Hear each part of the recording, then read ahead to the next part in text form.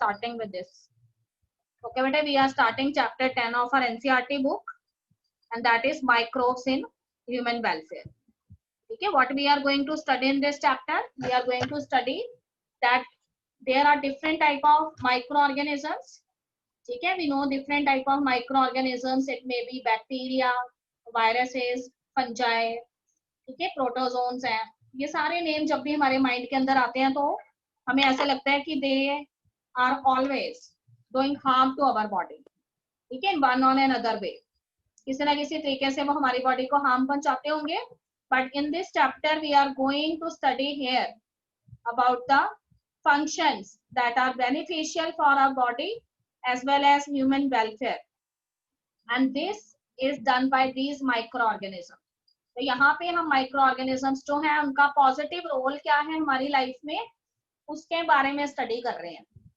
ठीक है बेटे, तो here in this chapter we are study about the role of the micro organism in our household products.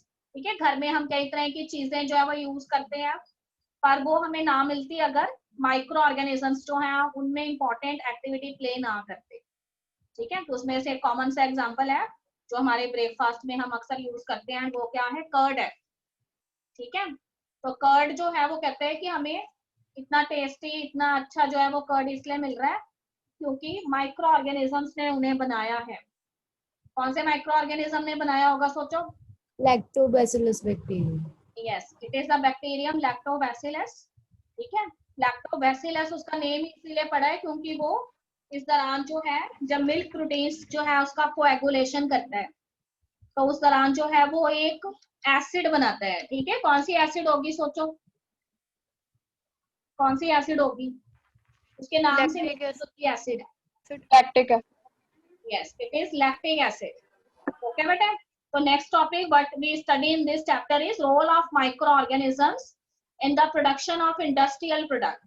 ठीक है, बहुत सारे ऐसे माइक्रो ऑर्गेनिजम्स जो हैं वो इंडस्ट्रीज के अंदर यूज होते हैं और इंडस्ट्रीज में सर्टेन प्रोडक्ट्स जो हम अपनी डेली लाइफ में यूज कर रहे हैं, ठीक है, वो हमें लार्ज स्केल में सिर्फ उन्हीं माइक्रो ऑर्गेनिजम्स की वजह से मिलते हैं. तो उसके अंदर वो कहते हैं कि बहुत सारे जो है अल्कोहलिक प्रोडक्ट्स हैं. ठीक है, तो अल्कोहल इंडस्ट्री जो है उसमें भी माइक्रो ऑर्गेनिजम्स जो है वो फर्मेंटेशन में इंपॉर्टेंट रोल प्ले करते हैं, that we are going to study. इसके अलावा कहते हैं कि माइक्रो ऑर्गेनिजम्स जो है उनका एनवायरनमेंट जो है उसकी क्लीनिंग में भी इंपॉर्टेंट रोल है. ठीक है, तो कहते हैं कि माइक्रो ऑर्गेनिजम्स जो है वो सीवेज जो है उसका ट्रीटमेंट करने में कैसे इंपॉर्टेंट रोल प्ले कर रहे हैं. ठीक है, तो अभी तक वो कहता है कि माइक्रो ऑर्गेनिजम्स जो है उनकी जगह कोई नहीं ले पाया है सीवेज ट्रीटमेंट के अंदर, जबकि टेक्नोलॉजी जो है वो इतनी एडवांस हो चुकी है पर अभी तक हमें कोई भी ऐसे जो है चीजें नहीं मिली है जो माइक्रो ऑर्गेनिजम्स जो है उनका जो इम्पोर्टेंट रोल है सीवेज ट्रीटमेंट में उसकी जगह ले सके. तो इस तरह से हम जानेंगे कि how they are playing an important role in the treatment of our sewage. ठीक है, and making our environment clean. Then we will study how this micro organisms they are involved in the production of eco friendly gas and that is the biogas. ठीक है, biogas जो है वो हमें micro organisms की help से मिलती है. सोचो कौन से बैक्टीरिया जो है वो बायोगैस के अंदर सबसे ज्यादा रोल प्ले करते होंगे. मीथेनोजन. यस बेटे, वेरी गुड. ठीक है, क्योंकि मीथेन जो है वो अगर हम बात करें तो सबसे बड़ा कंपोनेंट जो है वो प्रेजेंट होता है. इसके अलावा ब्यूटेन होती है. ठीक है, प्रोपेन के कुछ अमाउंट प्रेजेंट होता है हमारी गैस के अंदर. तो इस तरह से मिथेनोजेंस ऐसे बैक्टीरियाज हैं जो हमें मार्शी एरियाज के अंदर मिलते हैं और फर्मेंटेशन के अंदर भी उनका इंपॉर्टेंट रोल रहता है. ओके बेटा, लास्ट टॉपिक जो है उसमें हम पढ़ेंगे माइक्रो ऑर्गेनिजम्स जो हैं वो किस तरह से बायो कंट्रोल एजेंट्स की तरह काम करते हैं. मतलब हम देखो अक्सर हम क्या करते हैं, अपने जो भी हमने क्रॉप्स लगाई हुई हैं, ठीक है, अब उन क्रॉप्स में वो कहते हैं कि किसी ना किसी तरीके से सर्टेन पेस्ट जो है या कुछ ऐसे इंसेक्ट्स हैं, ठीक है, या कोई भी इस तरह के डिजीज कॉजिंग ऑर्गेनिजम्स जो हैं वो हमारे फूड प्लांट्स जो है उनको हार्म पहुंचा सकते हैं. तो हम अक्सर क्या करते हैं, अब इंसेक्टिसाइड यूज करते हैं, पेस्टिसाइड यूज करते हैं, ठीक है, फंजीसाइड यूज करते हैं, पर उससे क्या होता है, एनवायरमेंट पॉल्यूशन होता है.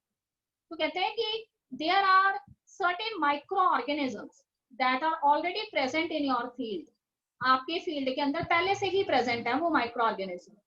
और वो क्या करते हैं, ऐसे बहुत सारे डिजीज कॉजिंग जो पैथोजेंस है उनको किल करने का काम करते हैं, और इसीलिए उनको नाम दिया गया है यहाँ पर बायो कंट्रोल एजेंट्स का। ठीक है, और ये वाला जो उनका काम है वो किस इंटरेक्शन पे बेस्ड होता है वो हम स्टडी करेंगे। It is known as the prey predator interaction.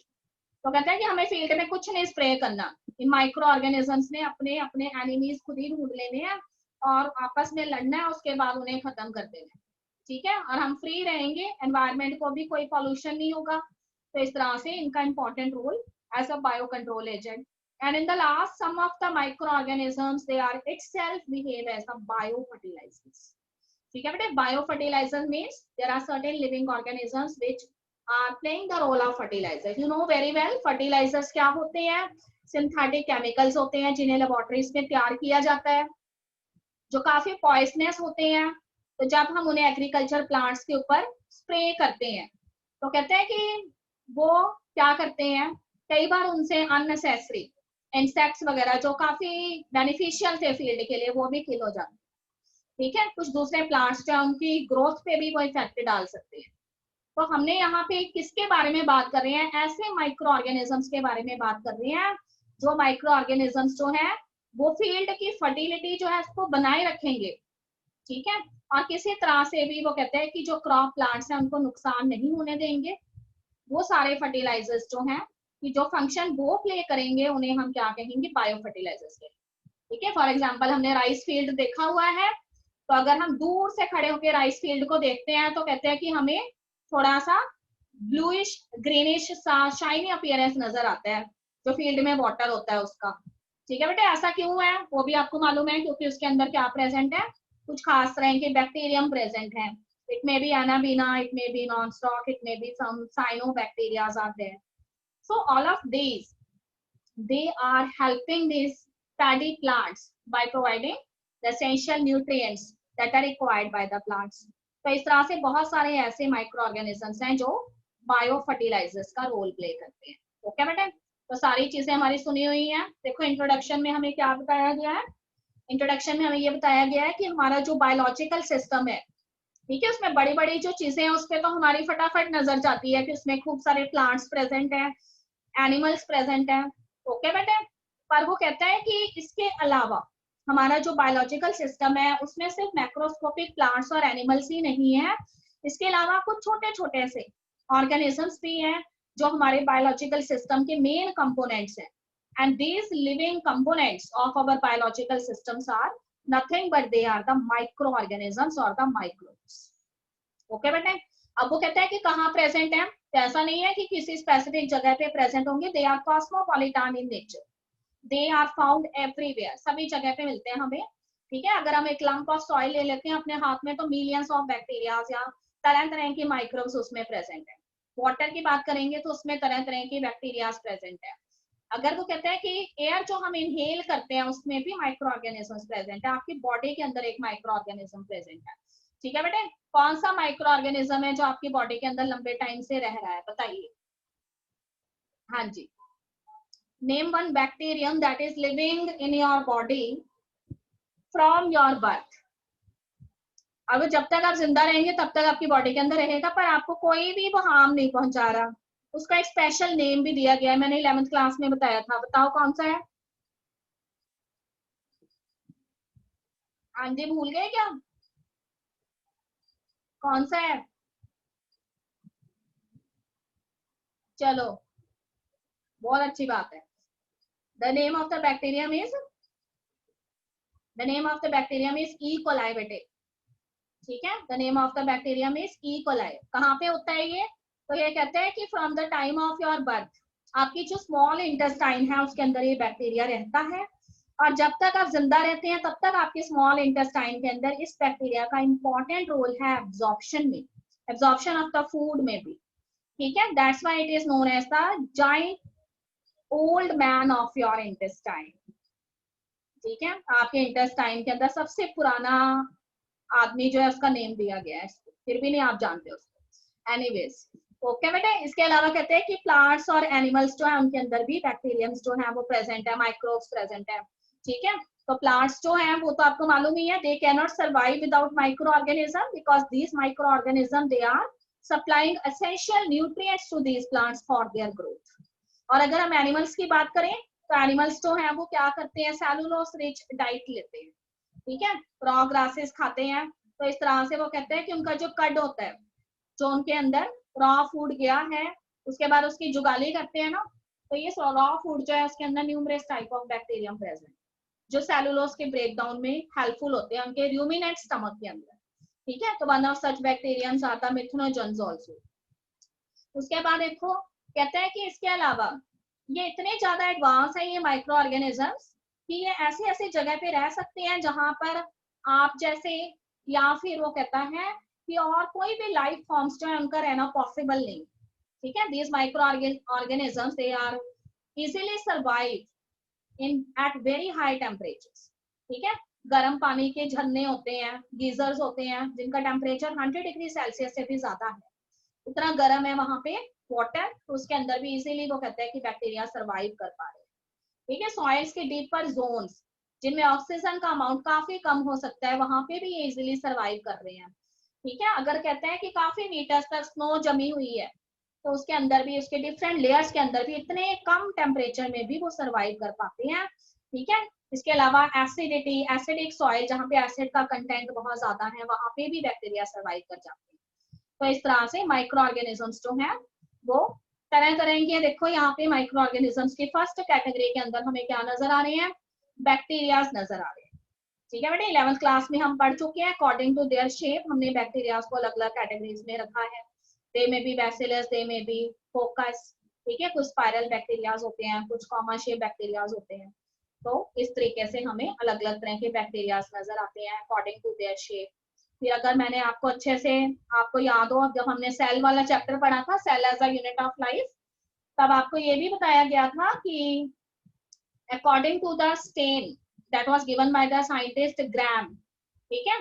तो कुछ बैक्टीरिया जो है उनकी सेल वॉल जो है इस ब्लू कलर की स्टेन को, जो ग्राम स्टेन कहलाती है, उसको एक्सेप्ट कर लेती है, और कुछ के अंदर जो है सेल वॉल जो है ग्राम स्टेन को नहीं लेती, जिसमें ग्राम स्टेन जो है उसको एक्सेप्ट कर लेती है सेल वॉल, और वो बैक्टीरिया स्टेन हो जाते हैं, ब्लू कलर के नजर आते हैं, उन्हें हम ग्राम पॉजिटिव बैक्टीरिया कहते हैं। और जो ग्राम स्टेन जो है उसको एक्सेप्ट नहीं करती है, जो सेल एक्सेप्ट नहीं करता, वो ग्राम नेगेटिव बैक्टीरिया होती है, ठीक है बेटे। ये यहाँ पे मैं तुम्हें इसलिए बता रही हूँ क्योंकि बैक्टीरिया के द्वारा कॉज की जाने वाली जो डिजीजेस हैं उसमें ग्राम पॉजिटिव और ग्राम नेगेटिव बैक्टीरिया जो है उनके बिहेवियर में काफी ज्यादा सिमिलैरिटीज हैं, ठीक है। तो ऐसे डिजीजेस जो ग्राम पॉजिटिव कॉज करेंगे उनमें सिम्टम कुछ मिलते जुलते होंगे एंड ग्राम नेगेटिव वालों में एक जैसे सिम्टम होंगे। उसके बाद देखो हमें वायरसेस नजर आ रही हैं, ठीक है। तो वायरस जो है उसके बारे में एक डायलेमा जो हमेशा बना रहा है साइंटिस्ट पे, ठीक है। तो कहते हैं कि outside the body they are not showing any activity and when they enter into the body of the host then they are metabolically active. तो क्या वो लिविंग ऑर्गेनिज्म है, ये चीज आज तक जो है वो बनी हुई है। तो यहाँ पे आपको क्या नजर आ रही है, वायरसेस नजर आ रही है। अगर हम वायरसेस के केमिकल कॉन्स्टिट्यूएंट की बात करें तो हमें पता है कि दो ही चीजें हैं उसके अंदर, ठीक है। एक तो उसके अंदर प्रोटीन कोट है और एक उसके अलावा उसमें क्या प्रेजेंट है, न्यूक्लिक एसिड प्रेजेंट है, जो या तो आरएनए हो सकती है या डीएनए हो सकती है। यहाँ पे देखो मैंने तुम्हें स्पेशल टाइप ऑफ वायरसेस दिखाए हैं, ठीक है। those viruses which attack on the bacteria and causes the lysis of the bacterial cells, they are known as the bacteriophages, they are known as bacteriophages, ठीक है। जब हम बायोटेक्नोलॉजी वाला chapter पढ़ेंगे उसके अंदर इन बैक्टीरियोफाजेस का बहुत इंपॉर्टेंट रोल है, इसलिए मैं यहाँ पे आपको उसका डायग्राम शो किया है, ठीक है बेटा।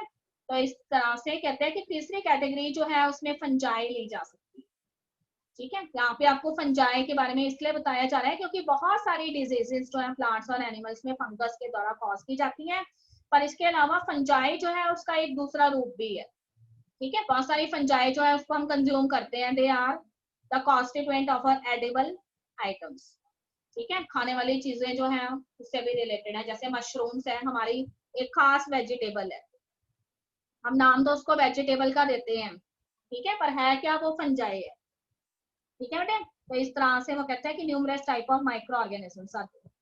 अब देखो उसके बाद हम पहला टॉपिक ले रहे हैं हमारा माइक्रोब्स जो है वो हमारे हाउसेस में कैसे इंपॉर्टेंट रोल प्ले कर रहे हैं, कौन सी चीजें बना रहे हैं। तो उसमें देखो लैक्टोबैसिलस का हमें पहले से ही मालूम है, तो लैक्टोबैसिलस जो है या फिर लैक्टिक एसिड बैक्टीरिया जो हैं वो मिल्क के अंदर ग्रो करते हैं, एक ऑप्टिमम टेम्परेचर पे ग्रो करेंगे, ठीक है बेटे, और उसके बाद मिल्क जो है उसको कर्ड में कन्वर्ट कर देते हैं। तो उसके बाद कहते हैं कि करते कैसे हैं, तो वो उसने बताया हुआ है कि ये लैक्टिक एसिड बैक्टीरिया जो है वो लैक्टिक एसिड प्रोड्यूस करते हैं, ठीक है, और उसकी वजह से मिल्क प्रोटीन्स जो है उसका कोएगुलेशन हो जाता है, पार्शियली डाइजेस्ट हो जाते हैं मिल्क प्रोटीन्स। और आपने हमेशा दही खाया हुआ है, कर्ड खाया है, तो उसका एक सोर टेस्ट जो है वो उसके अंदर प्रेजेंट लैक्टिक एसिड की वजह से होता है। ओके बेटे, तो millions of lactic acid bacteria जो है वो हमारे कर्ड में प्रेजेंट है। एक कटोरी कर्ड लेंगे उसमें इतने सारे बैक्टीरियम प्रेजेंट है। और वो कहते हैं कि कर्ड की न्यूट्रिशनल क्वालिटी जो है वो मिल्क से भी ज्यादा होती है इन बैक्टीरियाज की वजह से, ठीक है। और ये बैक्टीरियाज उसमें कौन से विटामिन का कंटेंट इंक्रीज करते हैं, विटामिन B12 का कंटेंट जो है उसको इंक्रीज कर देते हैं, इस तरह से उसके न्यूट्रिशियस बनाते हैं, ठीक है। तो अगर आप बहुत ज्यादा मिल्क ले रहे हैं तो फिर वो कहते हैं कि उस केस में प्रोटीन के डाइजेशन में प्रॉब्लम आ सकती है आपको। पर अगर आप मिल्क जो है उसको कर्ड की फॉर्म में ले रहे हैं तो वो आपकी बॉडी जो है उसके अंदर बहुत ही अच्छे इफेक्ट जो है वो शो करता है, क्योंकि ये विटामिन B12 में रिच होता है।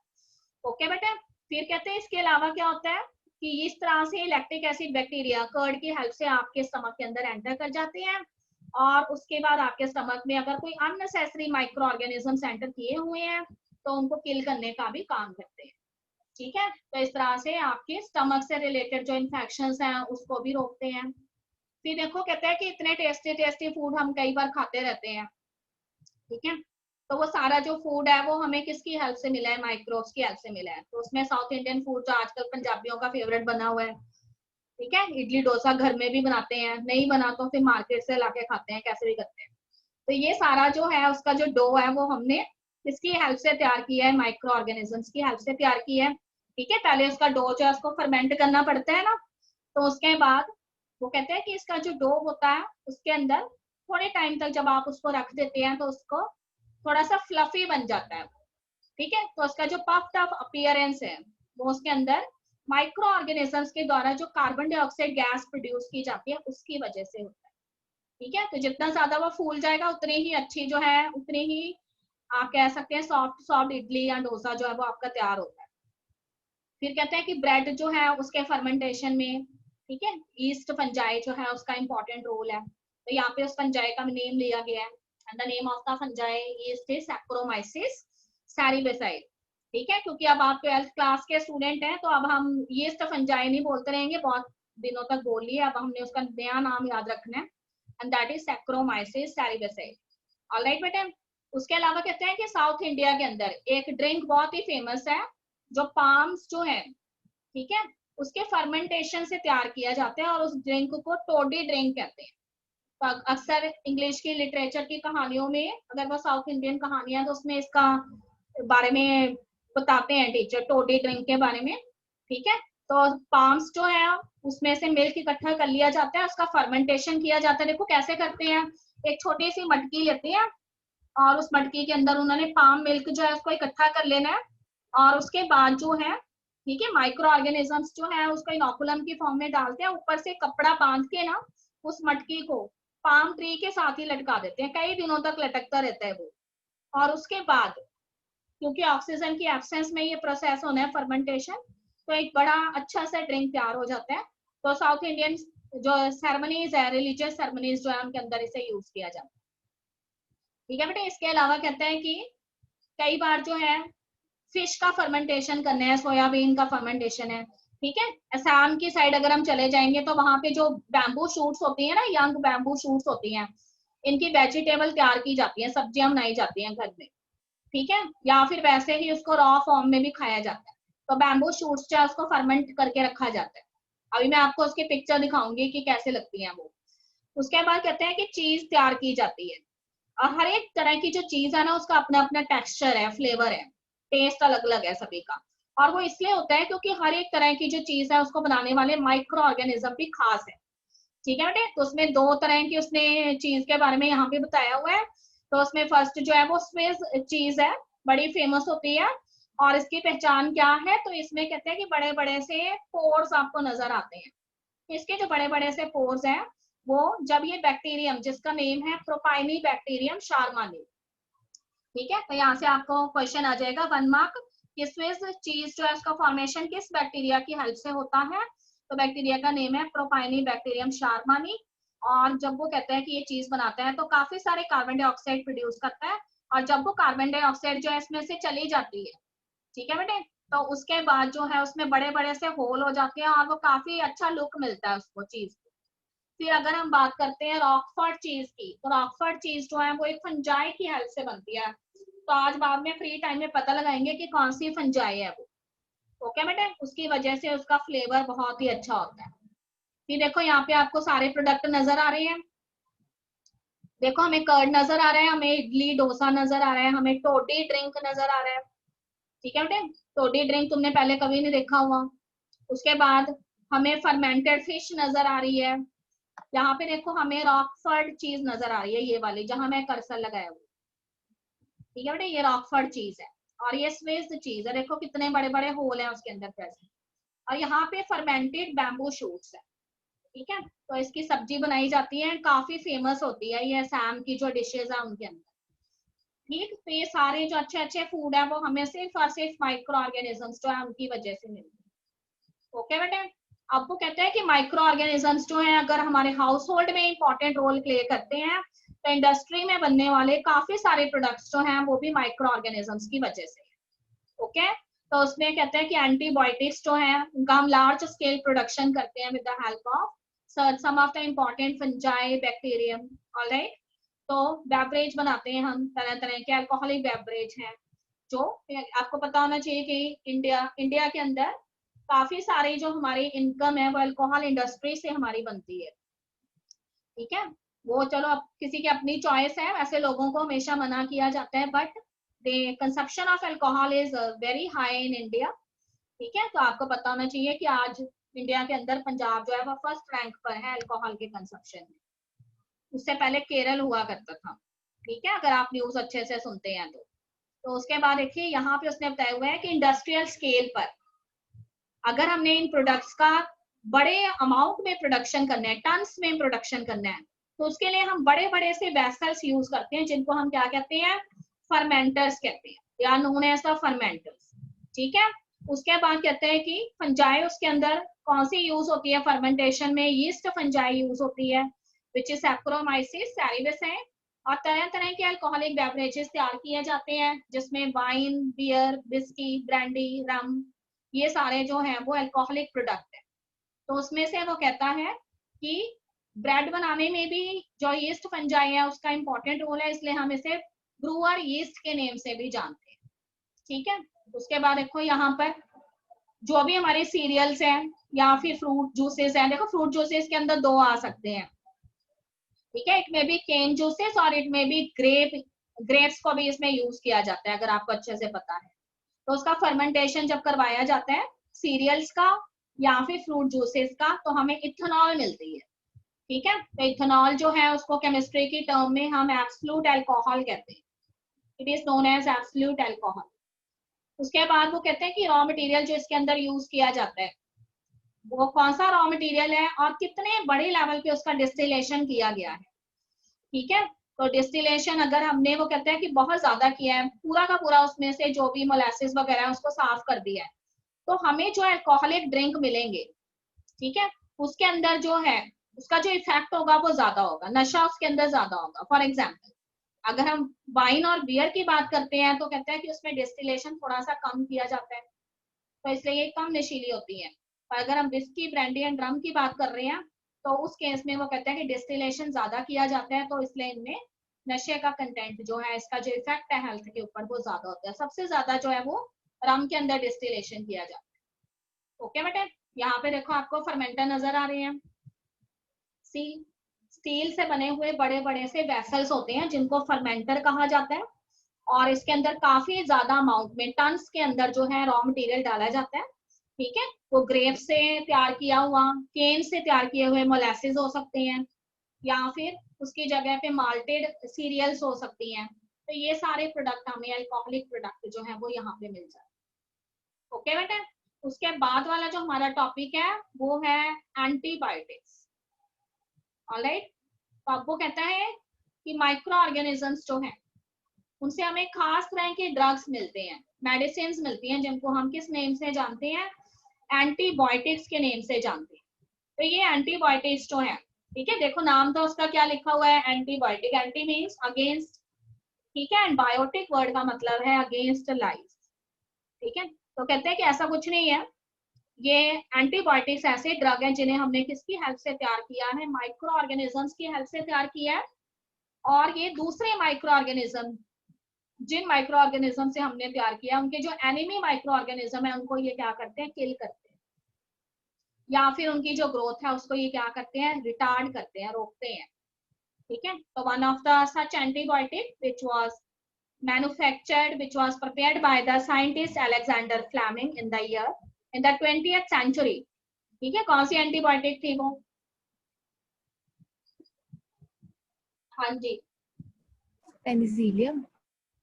पेनिसिलियम फंगस है, नंदनी, पेनिसिलिन, ठीक है, पेनिसिलिन वाज द एंटीबायोटिक। और उसके लिए अलेक्जेंडर फ्लेमिंग जो है उनको नोबेल प्राइज दिया गया था, अगर आपको याद है। और उससे जो सोल्जर्स थे, American soldiers, after world war 2 काफी सारे अमेरिकन सोल्जर्स जो है वो इंजर्ड हो गए थे, तो उनके ट्रीटमेंट के अंदर पेनिसिलिन का इंपॉर्टेंट रोल था, ठीक है। आज के टाइम में भी पेनिसिलिन जो है उसका एक बहुत बड़ा रोल है, एक बड़ा नाम है एंटीबायोटिक्स के फील्ड में, ओके बेटा। अब वो कहते हैं कि एंटीबायोटिक्स जो है वो सिर्फ किसकी हेल्प से बनाई जाती है, माइक्रो ऑर्गेनिजम्स की हेल्प से बताई जाती है। अब देखो एक चीज उसने यहाँ पे बताई हुई है कि how the scientist Alexander Fleming he discovered these antibiotics penicillin। तो उसमें उसने बताया कि अलेक्जेंडर फ्लेमिंग जो है वो एक पेट्री प्लेट के अंदर एक बैक्टीरियम का कल्चर कर रहे थे, and name of the bacterium is staphylococci, okay बेटा।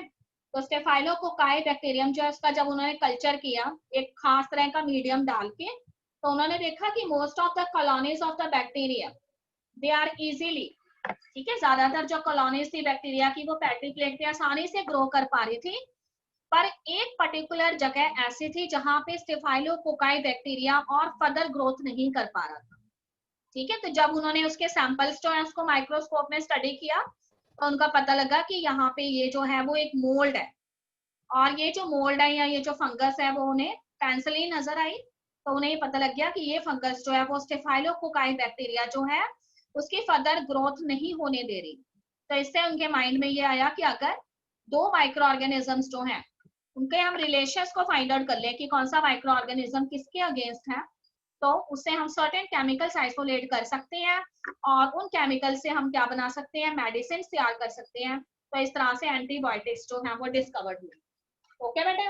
फिर उसके बाद वो कहते हैं कि after the discovery that was done by the scientist Alexander Fleming, there were 2 other scientist, ठीक है, फ्लोरी एंड चेन के नेम से उनको जाना जाता है, Ernst Chain and Howard Florey. इनको जो है अलेक्जेंडर फ्लेमिंग के साथ in the year 1945 Nobel prize दिया गया था। तो इन्होंने जो है एंटीबायोटिक्स जो है उसके बारे में और ज्यादा जो है क्या उनके इफेक्ट होते हैं, क्या उनका पोटेंशियल है, उसके बारे में और ज्यादा स्टडी किया, और अलेक्जेंडर फ्लेमिंग का जो वर्क था उसको आगे बढ़ाया था, ठीक है। तो इसके बाद देखो मैंने लिखा है कि आज के टाइम में हमारे पास डिफरेंट टाइप ऑफ एंटीबायोटिक्स जो है वो अवेलेबल है, ठीक है। तो there are so many dreadful diseases, जैसे प्लेग है, तो उसके लिए एंटीबायोटिक्स जो है वो तैयार हो चुकी हैं। हुपिंग कफ है, क्या होता है हुपिंग कफ, हाँ जी, what is whooping cough, Kevin why your camera is off, what are you doing, हाँ जी, I am talking to Kevin, Kevin is not present,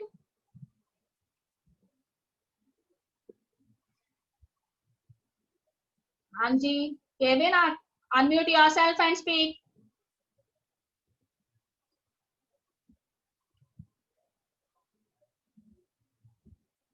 unmute yourself, Gayatri ma'am, Nandini, what are you doing now, आप क्या कर रही हैं, Yes, ma'am. I am here only.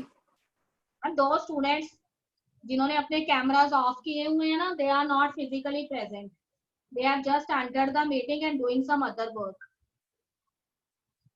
Kevin ने तो अभी भी वीडियो ऑन नहीं किया। वो है ही नहीं मैम, प्रेजेंट ही नहीं है। और सबसे अच्छी बात है कि ये भी नहीं है कि बहुत इंटेलिजेंट है बच्चे, इसलिए एवरेज स्टूडेंट है। Nandini, what are you doing?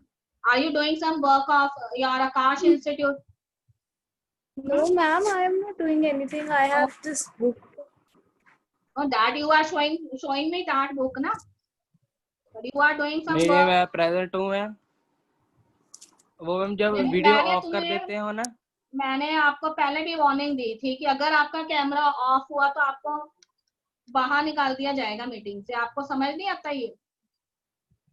नहीं वो कभी कभी होता है ना कि अगर वीडियो ऑफ कर दो तो आवाज अच्छे से सुन जाती है, नहीं तो कटती रहती है।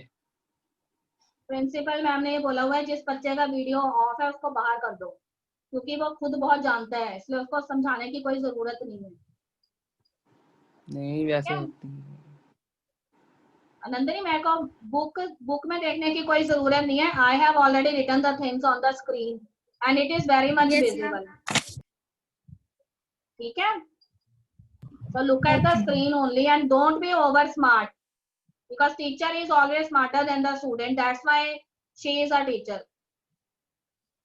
तुम्हारे जो नंबर है ना उससे मुझे पता लग जाना है कितना कि आपने पढ़ लिया हुआ है, और थोड़े दिनों में आ जाने paper. What is whooping cough?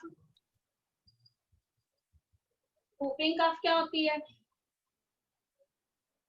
काली खांसी बोलते हैं whooping cough को। ठीक है, लेप्रोसी, व्हाट इज लेप्रोसी? कभी नहीं सुना ये वर्ड लेप्रोसी? इसको एक बैक्टीरियम कॉज करता है। It is a disease caused by a bacterium Clostridium leprae. Clostridium leprae is the bacterium and causes the disease leprosy. इसको पंजाबी में या हिंदी में हम कोढ़ कहते हैं। ठीक है, जिसमें पूरी जो बॉडी होती है वो गलने शुरू हो जाती है। पहले स्किन गलने शुरू हो जाती है एंड फिर बोन्स भी इतनी हार्ड होती हैं वो भी गल गल के खत्म हो जाती है। तो बंदा जो है उसकी पूरी बॉडी जो है उसमें से फ्लूइड लाइक सब्सटेंस रिलीज होने लग जाता है। तो एक टाइम जो है उसमें जब किसी बंदे को कोढ़ हो जाता था, लेप्रोसी हो जाती थी, तो उसको विलेज जो है उसके गेट पे बिठा दिया जाता था, विलेज से निकाल दिया जाता था। ठीक है, social stigma is attached with this disease. जैसे हम कई बार लोग जो है किसी को बद्दुआ देते हैं कि इसको कोढ़ पड़ जाए, तो ये इतनी खतरनाक बीमारी है कि बंदा जो है उसकी बहुत ही पेनफुल तरीके से डेथ होती है इसके अंदर। तो ये सारी जो खतरनाक डिजीजेस हैं, प्लेग है, अगर आपको याद हो बिफोर योर बर्थ। ठीक है, इंडिया के अंदर सूरत एक शहर का नेम है गुजरात के अंदर, वहां पे प्लेग फैल गया था जिससे इंडिया के काफी पार्ट्स के अंदर ये प्लेग फैला था। ये आफ्टर इंडिपेंडेंस की बात है और काफी सारे लोग, ठीक है, मिलियंस में लोगों की डेथ हो गई थी। गायत्री मैम को याद होगा, हमारे टाइम की बात है। ठीक है, तुम्हारे बर्थ से पहले हो सकता है, पर फिर भी कोई बात नहीं, हिस्ट्री पे भी हमारी नजर होनी चाहिए। तो उसके लिए भी एंटीबायोटिक्स जो है वो तैयार हो चुकी है। तो इस तरह से वो कहते हैं कि बहुत सारी जो डिसीजेस है उसमें एंटीबायोटिक्स का इम्पोर्टेंट रोल है। ठीक है बेटा, तो देखो इस तरह के ड्रग्स होते हैं, अक्सर रेड एंड ब्लैक कलर के ड्रग्स होते हैं। कभी आपने अगर अपना टीथ निकलवाया है, तो जब आप अपना टीथ निकलवा के आते हैं तो फिर डॉक्टर काफी सारे आपको कैप्सूल दे देता है। ठीक है, ज्यादातर रेड या ब्लैक कलर के कैप्सूल होते हैं, एंटीबायोटिक्स होते हैं, क्योंकि आपका जहां से टीथ निकाला गया होता है वहां पे इन्फेक्शन का खतरा होता है, नेकड़ हो जाती है ना जगह, तो वहां पे ये एंटीबायोटिक ड्रग्स जो है उनका यूज किया जाता है। क्लियर है यहाँ तक? देखो यहाँ पे बुक के अंदर लेप्रोसी जो है इसको कुष्ठ रोग भी कहते हैं। ठीक है, पंजाबी में उसको कोढ़ कहते हैं। और whooping cough, इसके अलावा डिप्थीरिया, whooping cough, ठीक है, और टेटनस, इसके लिए एक इंजेक्शन लगाए जाते हैं। बताओ कौन सा इंजेक्शन है? जब वैक्सीनेशन की जाती है उस दौरान एक इंजेक्शन लगाया जाता है जो 3 डिजीजेस का इकट्ठा इंजेक्शन है, diphtheria, whooping cough and tetanus का। What is the name of that injection? BCG vaccine. कौन से गुरप्रीत? बीसीजी नहीं बेटे, इट इज डीपीटी। ठीक है, डी फॉर डिप्थीरिया, ठीक है। P फॉर प्रोटियोलोसिस, जैसे काली खांसी कहते हैं, and T for tetanus. Tetanus का एक और नाम भी मैंने तुम्हें बताया था, अगर तुम्हें याद है तो। What is another name of tetanus? It is also known as lock jaw.